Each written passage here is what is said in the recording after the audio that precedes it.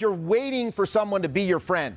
You're waiting for someone to find you. You're waiting for someone to give you the job. You're waiting for someone to discover you and put you on. You're waiting for someone to come save you. You're waiting for Joe Biden to give you a blowjob. Like a lot of the time when you meet somebody or you initially introduce yourself to somebody in a social setting, they're going to look at you with skepticism and possibly a bit of weariness. Like, oh God, here we go again, another one of these idiots. Like, you know, they're like, yes, yes.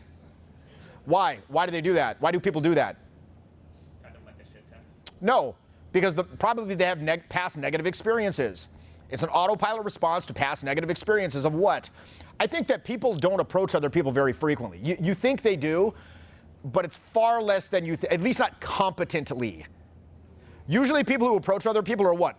Some kind of crazy person, so intoxicated out of their mind, where like they've got the liquid courage finally, and it's like, you're beautiful, could buy you, like it's just like a shambling imbecile, and they're like, okay, great, another shambling imbecile. So it's an autopilot response to that. So if you react to that autopilot response as though it's a personal, like you're taking it personally, your entire demeanor is going to shift. You're going to get stifled. You're going to get shut down, and then it's not going to work, right? So what I'll do is I don't play to the initial reaction. I play to an imaginary audience that is responding perfectly, exactly the way I would want them to.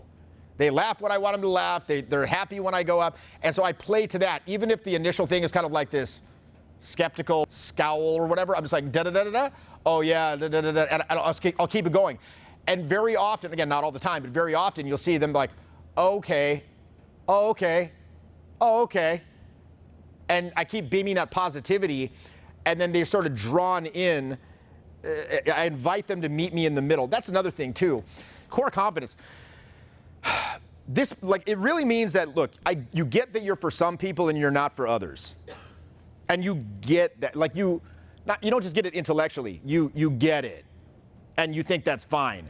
So when I go up, I'm not trying to, like, there's two ways that you can approach somebody when you're trying to, like, you got to connect with somebody, right?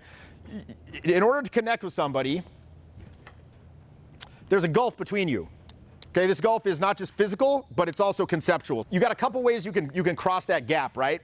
Number one, you can just jump right across and be like, hey, come on, come on, come on. Do you like me? Do you like me? Do you like me? Let's go. Come on, please, please. Do you like me? Do you like me? What do you think? What do you think? What do you think?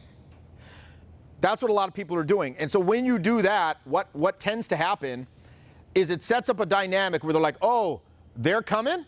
I defend. Oh, they're like, come on, come on, come on. So I'm going to be like, yo, okay, chill, chill, chill. And then maybe if you do this long enough, they'll be like, okay, you know, they're cute, they're funny, I'm bored. Okay, cool. Maybe. But it tends to set up a dynamic of like, you're trying and they defend and maybe you can break them down. But it's certainly not like you're this person that's highly intriguing and desirable that they're interested in getting to know. It's not setting up that dynamic. Okay, number two, you do fucking nothing. You stand there and you act like Mr. Joe Cool, the super man of mystery, the super alpha James Bond rock star man who just stands there and looks fucking cool. Most people that are going out are doing this. Like men, women, like what do? They dress up, they're like, I'm gonna look cool. I'm gonna go to the club tonight and I'm just gonna look so cool.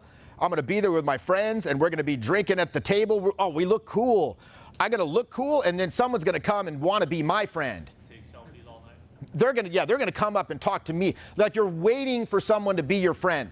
You're waiting for someone to find you. You're waiting for someone to give you the job. You're waiting for someone to discover you and put you on. You're waiting for someone to come save you. You're waiting for fucking Joe Biden to give you a fucking blowjob. Like what? Like around the. I don't know what. You know what I mean? You're waiting for someone. You're waiting. You're just in this waiting game. The waiting game. The waiting game. The waiting game. You're gonna be waiting a long time.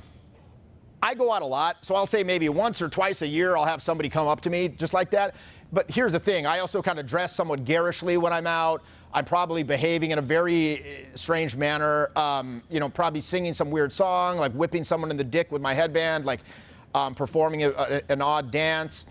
But I like wear like garish attire, and so someone will come, I like your thing, I like your thing. At which point, but it's so, again, that's not, you're not doing anything. It's like statistical roulette. Like, don't kid yourself into thinking that that's like a good thing.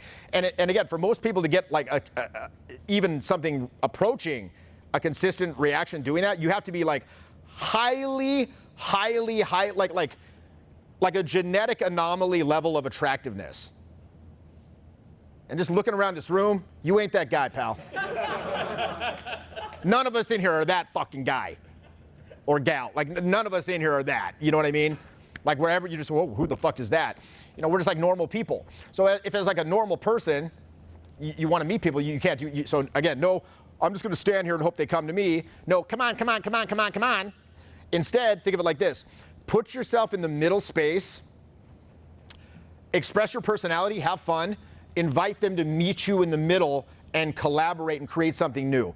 That's the vibe that you want to hit. And when you hit that fucking vibe, it's hard. It's very difficult to hit that perfect balance between indifference and striving for outcome. What's the outcome? I want to meet you. I want to get to know you. I want to connect with you. I want to befriend you. I want to do like this, that, next thing. I want to go to Bali with you and have kids together, like whatever. You know, like whatever it is, the dream. I want to go into business, whatever it is. It's a competitive vibe versus a collaborative vibe. So what's competitive vibe? I'm here, I'm out in the night, I'm not feeling well without validation. Like, I'm out, I can't just enjoy myself. I always tell people the prerequisite for meeting people is you gotta have fun. Or be enjoying yourself, right? It doesn't mean you're like bouncing around like, hey kids, you know, you're like some lunatic. It could. But it's just you're enjoying yourself. You're out with your buddies, you're cracking some jokes. Someone comes by, you can just pull them right into that energy. You don't have to turn it on. So many people, I see them like this. They're shuffling around like the bar, I call it the sauntering salmon. Right, the sauntering salmon. What is the sauntering salmon? Sauntering salmon is everyone in the place is like enjoying themselves, right? Like singing to the inane music, you know, I don't care, I love it. Like, you know, whatever the dumb song du jour is, like they're like, yay, duh, the song. Yeah, shots. Like everyone's having fun except one person, the person that's there on their self-development journey. And they're like, or they probably don't even have a drink, because they're not actually a patron of the place. They're just there for their self-development journey. Maybe they have a water. So they're like,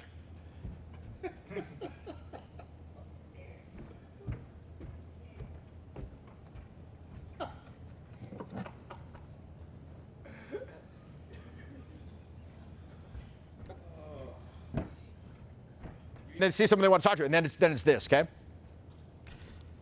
Hey! Hey! Da, da, da. Okay, and then the person leaves. The person's like, cool, and then leaves. And then as soon as they leave, and it's just like, so it looks like they've been copy-pasted into the environment, right? Like in photo, well, not even, like Microsoft Paint. Like they've been like pasted into the environment. So here's the thing, when you go out, like, again, I'm not trying to make other people laugh. I'm trying to make myself laugh. And then I'm inviting them to meet me in that space. And like, here, come meet me and do you like my style of humor? Do you like the things that I'm throwing out here? And if they do, awesome, then it goes somewhere. If not, cool. Have a great night, you know, no skin off my back. Look, let me put it this way. I'm not trying to find 10 people in the environment that think I'm sort of okay. Like, oh, this person's harmless, I guess. This person's fine. Most people are trying to save face. They just want to look okay. I'm like screening very heavily for people I have strong chemistry with. How do I do that? By expressing my personality like pretty unvarnished. You know, like this is just like 100% undiluted heavyweight bang. And some are going to think it's cool. Others are going to be like, this dude's a fucking psycho. This dude's too much. I don't like it. I don't like his crass comments. I don't like his vulgarities. I despise vulgarity personally. But if I find that one person, it's just gonna be fucking on. The results that I got from it, which were huge, it got me out of a place of confusion, out of a place of feeling lost. in life generally. I got a really detailed explanation of how my communicative system works. So now I can detect all the tensions. I got really good with my facial expression, which was practically I had no facial expression at all. So now I can feel my face, I can feel my body, I can feel my voice, and I can use it just as I want because of this course.